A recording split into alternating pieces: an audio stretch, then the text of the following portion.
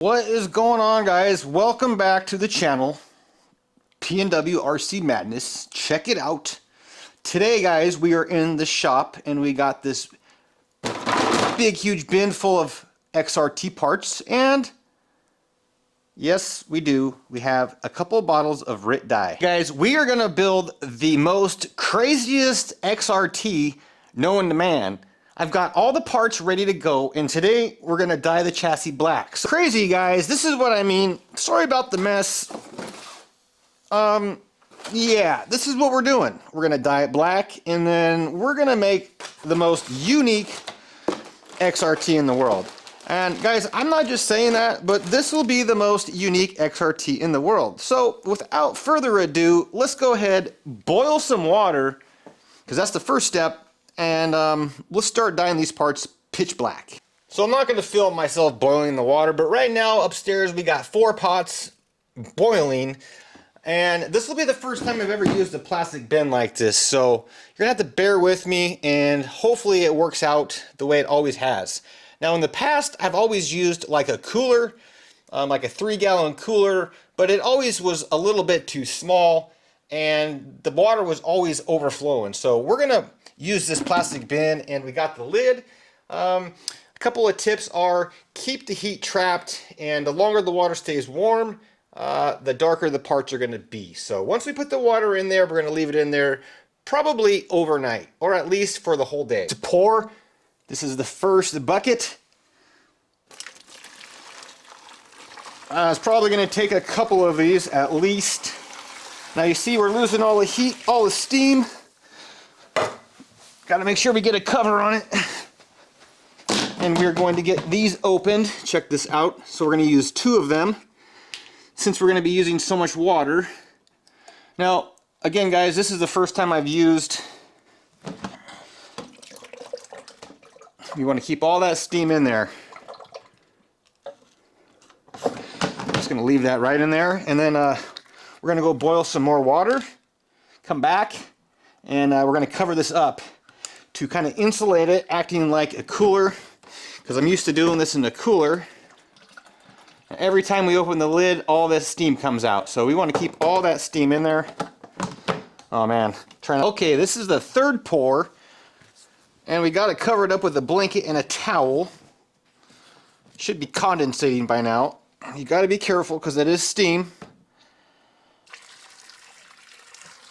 Looks like we're going to definitely need about 1 or 2 more pours. So, okay, this is going to be the last pour, and you want to make sure that you stick something on top of your parts because they're going to float because they're plastic and it's water. But it's 10 o'clock. Wow, this thing really dampens it down. This should be the last pour. And then, yeah, we're going to let it rest probably all day because I got stuff I have to do. And that'll be that. It's pretty much covered up as it is right now. I got some weights in there. That should be it. You don't want to dilute the water that much. I mean, that's why I got 2 in there. All right. And we're just going to stick the old bulkhead on top to kind of weigh it down. Nothing is showing. And yeah, again, let me show you. All right, it's 10:02 and we'll be back.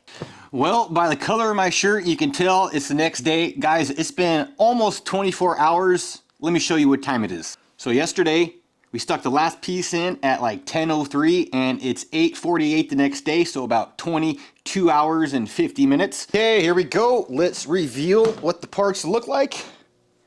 Now, I don't recommend you guys doing this in your downstairs basement over the carpet, but we got a door right next door, so we will be able to just pour this out super quick.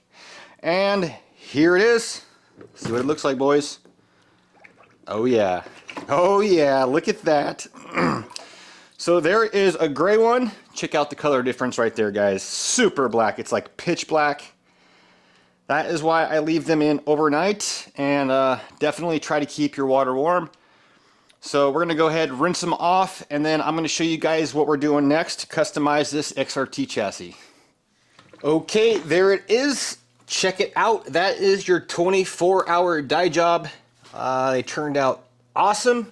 Now, one quick tip, if you're going to dye your chassis, it's best to buy brand new plastic parts from Traxxas or wherever you get them. Just get a brand new chassis.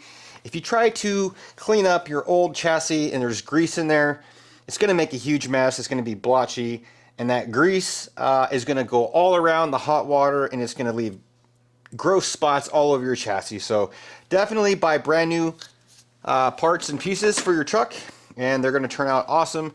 Now stay tuned. The next part of this series is going to be, we're going to continue to customize the chassis.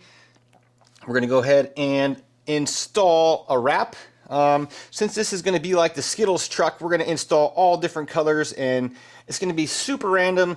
And yeah, so I'm not sure how it's going to turn out exactly. I've never built a super colorful truck, but guys, I wanted to stick out, and I'm just trying to have a little fun. So thanks for watching the video. Stay tuned for the next video.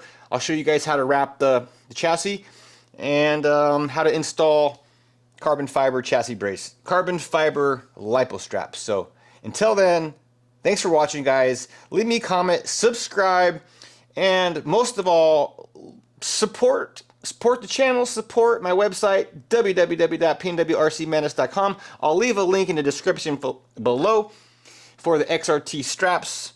And yeah, have a great day, have a great weekend, and happy bashing, y'all.